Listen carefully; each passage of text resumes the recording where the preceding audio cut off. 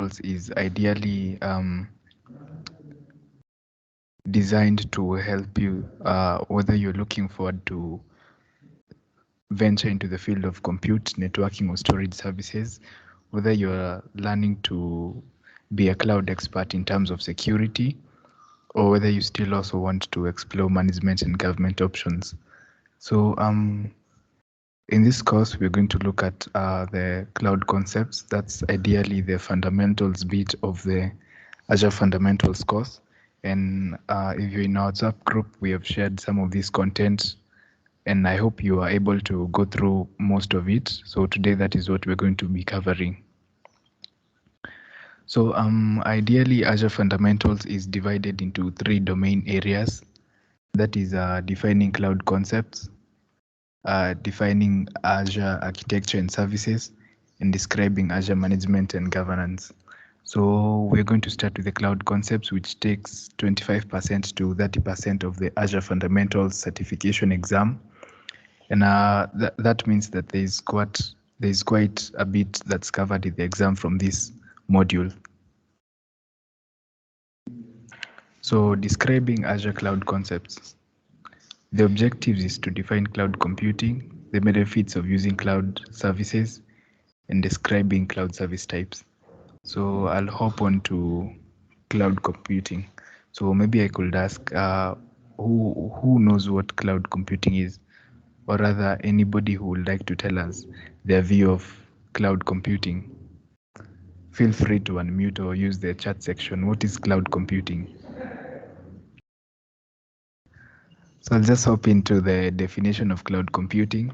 So cloud computing is the delivery of computing services or IT infrastructure over the internet. By IT infrastructure or computing services, oh yes, we have a response here. Let's first take it. Cloud computing involves the virtual storage of data. Yes, that is correct. Cloud computing involves virtual storage of data. That is just an aspect of the various services that there are in cloud computing. So I was talking about the computing services that are provided in the cloud. That includes virtual machines, storage, databases, networking, and even lately, Internet of Things, machine learning, and AI. So I'll just go to the cloud models that there are in cloud computing. So there are 3 basic cloud models. That includes the public cloud, the private cloud, and the hybrid cloud. So the public cloud is built and controlled, maintained by a third-party cloud provider. This is suited for everyone, and whoever wants to use the model just links up with the cloud provider and they get to use it. I'd compare public cloud to public transport such as a bus. So when you're using a bus, ideally you pay to get into the bus, and once you aboard the bus, you're no longer using the services, so there's nothing that you're charged. So ideally that is what I'd describe a public cloud as. And one of the benefits of using a public cloud is that there is agility in that you're able to, through the cloud provider, you're able to get the services of cloud computing. And there's also easy management, since most of the work is done by the cloud provider.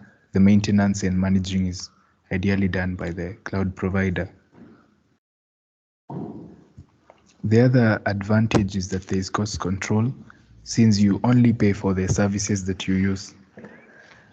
Now I'll go to the drawbacks of the public cloud. So, and we will come to this. There is some loss of control, since most of it is managed by the cloud provider, while still, as a tenant, you're able to have some control over your services. There's still quite a lump sum that goes on to the cloud provider. So the private cloud. So let's first compare the private cloud to a personal vehicle. So in a personal vehicle, you get to manage, you get to control who gets into the vehicle or who drives it. You could have a chauffeur, or you could also drive yourself. And since it's yours, most of the responsibility is placed in your hands. So similarly to a private cloud, It is a cloud infrastructure that's dedicated to a single entity. It's set up to be lended to particular organizations or individuals. So to the benefits of a private cloud, there is agility. The consumer also gets to enjoy a private network where they control everything that goes on within the network, and it could also be used without internet access. It also helps you control costs since though cost may be high, you get to also pay for what you use. And one of the drawback is that if the infrastructure is owned, cost could be high and it may not be effective. It may not have effective control over access to your data. Again, guys, if there are any questions, feel free to type them at the chat or raise your hand. So the third cloud model that we're going to be looking at is the hybrid cloud. Now for the hybrid cloud, entails the use of both public and private clouds in an interconnected environment. This means that a particular organization will prefer to use some of their resources on a public cloud while others get to the private cloud. So it's an environment that can be used to allow a private cloud to surge for increased temporary demand by deploying public cloud resources. This means that if there is a high demand in the resources that are provided by the cloud, you could opt to move to the public cloud, whereas maximizing on the security and features of the private cloud. So the hybrid cloud provides an extra layer of security. For example, users can flexibly choose which services to keep in the public cloud and also deploy some of it to the private cloud infrastructure. So is there any question on the three types of cloud models?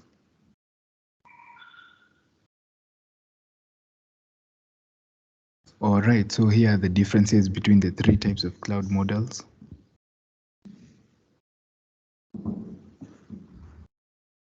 As you can see on the public cloud, there is no capital expenditures to scale up because once you pay for what you need, everything is managed by the cloud service provider. This caters for elasticity. Let's say, for example, there is high traffic on your app or your solution. So on a public cloud, that will automatically be done by the cloud service provider. The private cloud, on the other hand, the organization has complete control over resources and security. This means that when it comes to availability, when it comes to scalability, rather, you'll need to manually scale, whether it's horizontal scaling or vertical scaling. A hybrid cloud, on the other hand, provides the most flexibility because you could decide to move to a public cloud or the private cloud as to suit your needs. Another difference is that on the public cloud, applications can be quickly provisioned and deprovisioned. That is what I've explained about scaling. It is going to be done by the cloud service provider, whereas on a private cloud, data is not collocated with other organizations' data. This means that your data is not going to it means that your data is only going to be seen by you, and also any operations that are to be done on the data will be by your organization itself. In a hybrid cloud, organizations will determine where to run their applications. In a public cloud, organizations pay only for what they use. In a private cloud, hardware must be purchased for startup and maintenance. In a hybrid cloud, you control security, compliance, or any legal requirements. We are going to look at the implications of the public, the private, and the hybrid cloud. So let's first move on to a new concept called multi-cloud. And multi-cloud caters for you when you have multiple cloud providers. Now, a multi-cloud will come in handy, let's say, for example, when you're starting your cloud journey and with one provider, and you get to migrate to another provider depending on the services that are offered by the different providers. Say, for example, this particular cloud provider will leave out some of the services and you prefer to use other services from another cloud provider. So ideally, in a multi-cloud environment, you deal with 2 or more public cloud providers. Get the concept here. In a multi-cloud environment, you deal with 2 or more cloud providers. So I'll hop on to a consumption-based model. So a consumption-based model ideally means that you pay for the resources that you use. So in cloud computing, a simple explanation of cloud computing will be that it is the renting of compute power and storage from someone else's data center.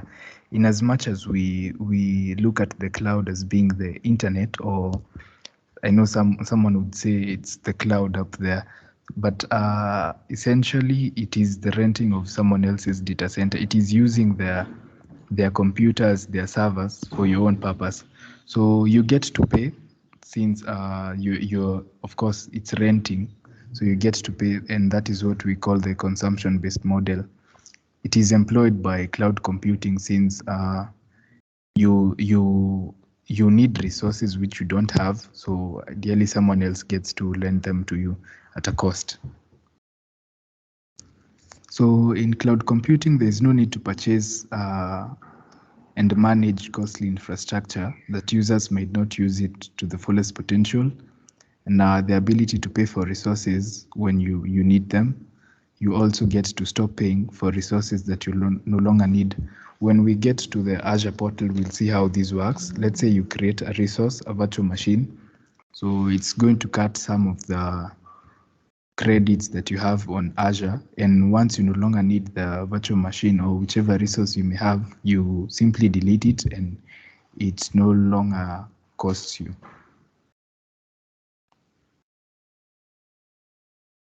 So is there any question up to that point?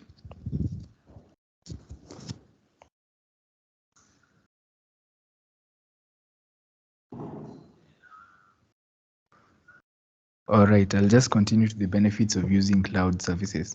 I know we have come across this. Probably we can unmute and anyone mention any benefit of using cloud services. I've explained the cloud, so I know you can already tell what are the benefits of migrating to the cloud. Please unmute or use the chat section.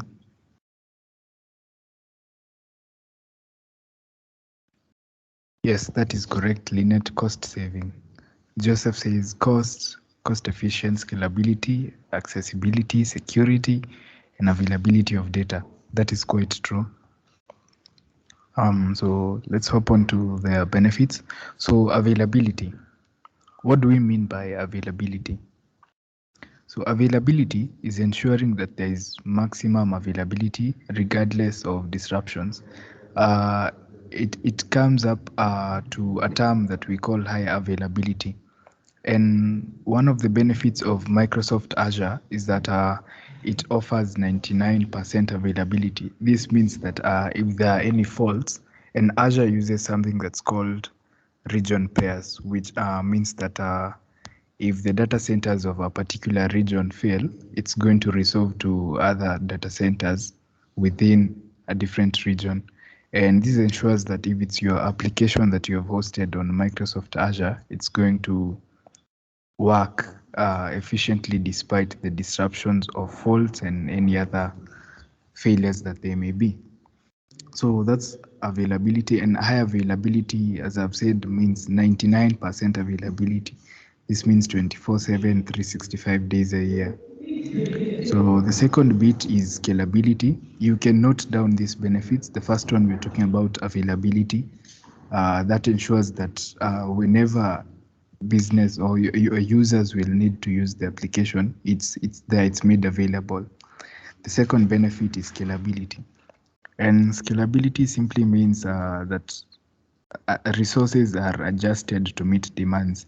That means if your app is facing a lot of traffic, it's going to resolve that you are going to have to scale whether vertically or horizontally.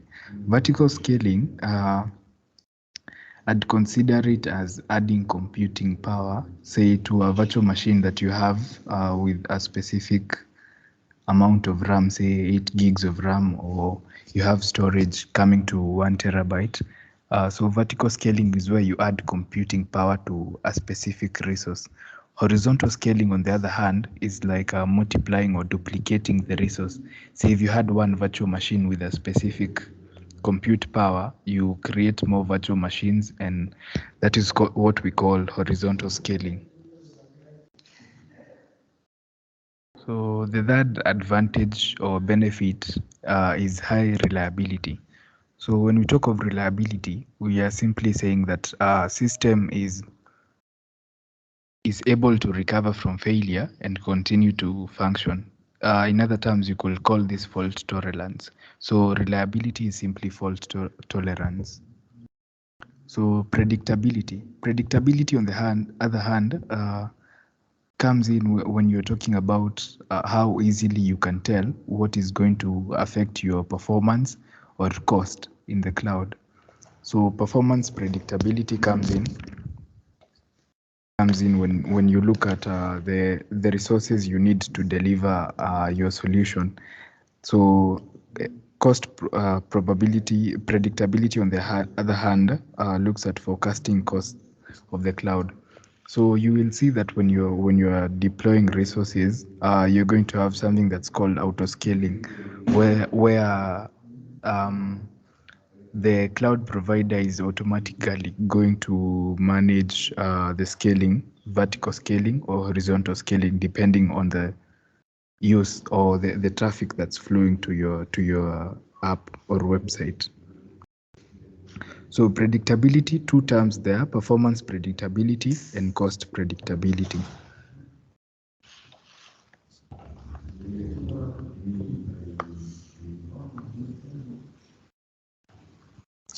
So the fourth benefit, we're saying that the first benefit is availability. Then we've covered scalability, we have covered reliability, predictability. Now we move on to security. So as you've mentioned, the chat section, one of the advantages of moving to the cloud is security. So security restricts access to your resources to people you allow. So of course you will not have your application or your databases up there and have it easily accessed by anyone. So moving to the cloud ensures that you only select the people that you trust with your resources in the cloud. The other benefit is governance, and governance simply means the level of access someone has and what they can do with that access and how they do it. So three things: the level of access someone has, what they can do with that access, and how they access your resources. That is governance.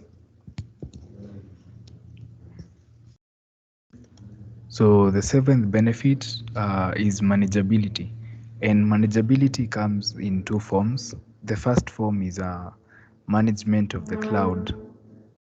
The second bit of it is management in the cloud. So management of the cloud simply means managing cloud resources. So managing cloud resources means, just a moment. Manageability of the cloud, that is managing cloud resources, looks at, say, automatically scaling resource deployment based on the need, deploying resources based on a pre-configured template, monitoring the health of resources and automatically replacing failing resources, and receiving automatic alerts based on the configured metrics so that you're aware of performance in real time. It's simply manageability of the cloud, how you use the resources and what configurations you have therein. Then manageability in the cloud, or rather management in the cloud, means managing your cloud environment and resources, how you get to manage the resources that you have. So there are four ways that are embraced in management in the cloud. The first one, how you get to manage the resources, is through a web portal. So through a web portal could be a website or a platform that's provided for you to manage your resources. The second way is using the command line interface. The third way is using APIs. And finally, the fourth way is using PowerShell.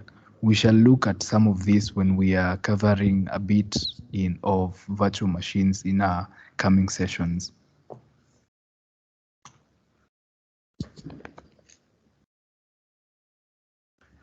So we move on to cloud service types.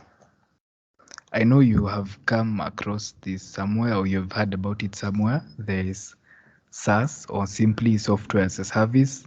There's PaaS, platform as a service, and there is IaaS, that is infrastructure as a service. So let's get to their definitions. So infrastructure as a service. In infrastructure as a service, the cloud provider is responsible for hardware, network connectivity, and physical security. The consumer, on the other hand, is responsible for the installation, configuration, maintenance, network configuration, database, and storage configuration. So has anyone managed to go through infrastructure as a service in the Microsoft LAN platform?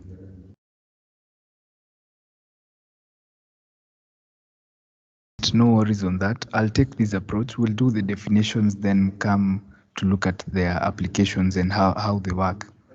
So infrastructure as a service, we have said that the cloud provider is responsible for the hardware, network connectivity, and physical security.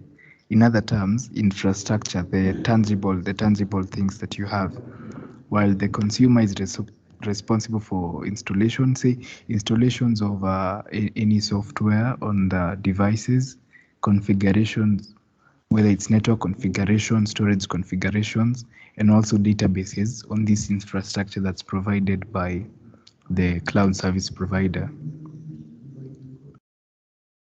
The second cloud service type rather, is platform as a service.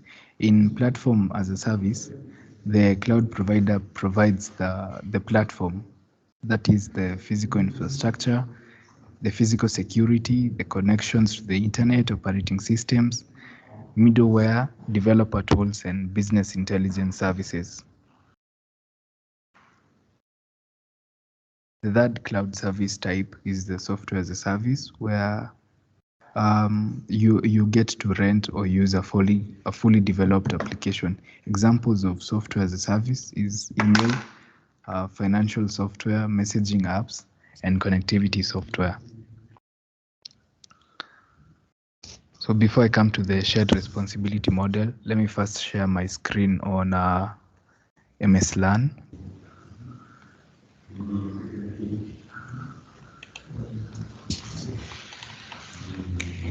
Yes, so guys, please confirm what you can see on my screen. I'm currently at something written scenarios. I'm in my Microsoft LAN. All right, that's okay. So yes, describing infrastructure as a service. We have said infrastructure as a service is the most flexible category of cloud services. It provides you the maximum amount of control for your cloud services. So something called the shared responsibility model. In cloud computing, since you'll have resources that you have in your on-premise data center, and you'll have resources that you have deployed in the cloud platform, so the management or responsibility falls in two hands. One goes to the cloud service provider, and the other is ideally for you as a consumer of cloud services. So here, this image, we can see the responsibility that's always retained by the customer. So there's information and data, devices, and accounts and identities. This is what you'll ideally be responsible for when you are a consumer of the cloud services. And the dark shaded bit represents the customer, while the lighter shaded represents the cloud service provider. So as you can see, in infrastructure as a service, the responsibility that is always retained by the customer includes the information and data, devices, accounts, and identities. Some of it will also vary by type, such as the identity, directory, applications, network controls, and operating systems. We are looking at what's written as right here. You can see all this is going to change depending on the type. but there is always responsibility that's transferred to the cloud provider. So in infrastructure as a service, responsibility that will fall on the cloud provider's hands includes physical host, the physical network, and the physical data center. So as I was saying, cloud computing is simply renting compute power from someone else. So the physical host, the physical network, and the physical data center will always fall on the cloud provider's hands. So the scenarios where you could use infrastructure as a service, something called lift and shift migration. So lift and shift migration, you're standing up cloud resources similar to your on-premise data center and then simply moving things running on-premise to running on infrastructure as a service. So lift and shift migration, it's simply where an organization wants to migrate to the cloud. Say, if you have challenges with your servers on premise or you're concerned about the security and what have you, that is what we call lift and shift migration. So for testing and development, you have established configurations for development and test environments that you need to rapidly replicate. You can stand up or shut down the different environments rapidly with an IaaS structure while maintaining complete control. So you have established configurations for development and test environments. So testing and development, say you have something that you want to test before you move it to the customers. So you will prefer to use the infrastructure that's provided by the cloud provider. Say, for example, see how it integrates into real world computers. So that is infrastructure as a service.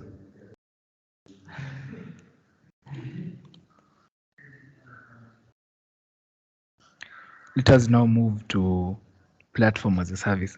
So platform as a service, it is the middle ground between renting space in a data center and paying for a complete and deployed solution, that is software as a service.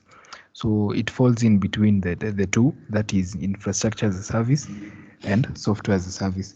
So in a platform as a service environment, the cloud provider maintains the physical infrastructure, the physical security, and connection to the internet. This is ideally what we have looked at there before, what falls into the cloud provider's hands: physical network, physical data center, and physical hosts. So the cloud provider also maintains the operating systems, the middleware, development tools, business intelligence services. In a platform as a service scenario, you don't worry about licensing or patching of operating systems and databases. So patching is ideally making any updates that you have on software. That is what patching is. So platform as a service is suited to provide a complete development environment without the headache of maintaining all development infrastructure. So we look at the shared responsibility model for PaaS. So PaaS is right here, the second column. So if you notice, there are three responsibilities that do not change, that are always retained by the customer despite the cloud service type that you're using. That includes the information and data, devices, accounts, and identity. This cuts through all three cloud service types and is also going to be embraced when you're using an on-premise data center. So for platform as a service, the identity, directory infrastructure, applications, network controls, and operating systems, these are, for identity, applications, and network controls, this responsibility is going to vary by type when you come to platform as a service. But the operating system is going to be retained. The responsibility for the operating system, that includes the licenses and the patching, are going to be retained by the cloud service provider. So I hope we're getting the difference when we're coming to the shared responsibility model. By looking at this diagram, you can tell what shifts to whose ends when it comes to responsibility. So the scenarios where you could use platform as a service, Say when you're using a development framework, Platform as a Service provides a framework that developers can build upon to develop or customize cloud-based applications. Similar to the way you create an Excel macro, Platform as a Service lets developers create applications using built-in software components. Cloud features such as scalability, high availability, and multi-tenant capability are included, reducing the amount of code that developers must do.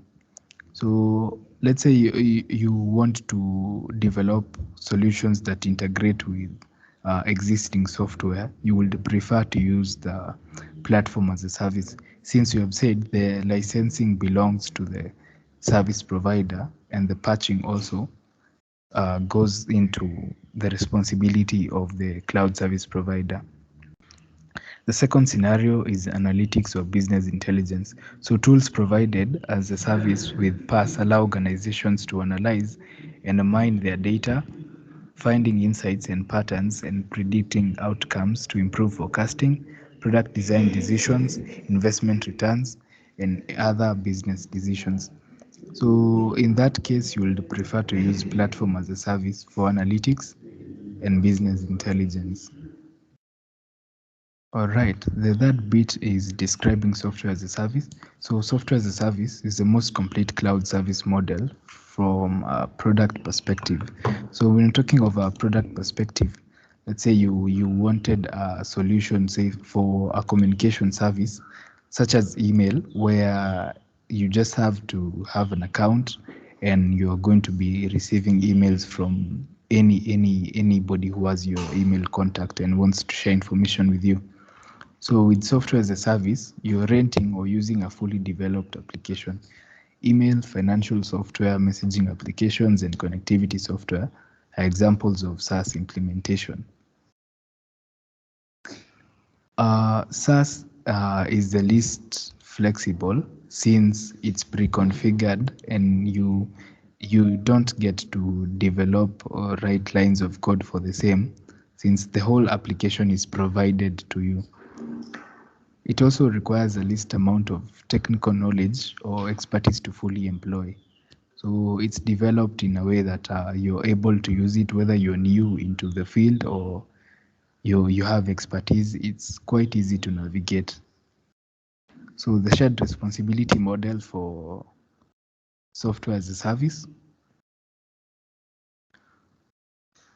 So since we are saying it's the least flexible, you can see that the responsibility that falls into the consumer's hands is information and data, devices, accounts, and identities, whereas identity and directory infrastructure may vary depending on the type, but all other responsibility shifts to the cloud provider. That includes applications, network controls, operating system, physical host, the physical network, and the physical data center. So scenarios where software as a service is common includes email and messaging, business productivity applications. This includes the whole Microsoft Office suite, that is Word, Excel, PowerPoint, Power BI, Power Platform, finance and expense tracking. So there we have covered what software as a service is. So a quick look into the shared responsibility model. We have said that you as a consumer and the cloud provider share responsibility. So responsibility depends on the situation. We had this diagram right here. I don't know whether it's clear from your end, but it's accessible on Microsoft Learn. So that is what we're saying. Responsibility varies depending on type. And the cloud provider, we have said, is always responsible for the physical data center, the physical network, and physical host. The consumer, on the other hand, is always responsible for the information and data stored in the cloud and the devices that are allowed to connect to the cloud. The consumer is also responsible for accounts and identities of people, services, and devices within the organization. Look at it in this way. The cloud provider provides you with the service that you require, but you are responsible for the data that goes into the services, the devices that connect to the services, the accounts and identities of the people who access these services.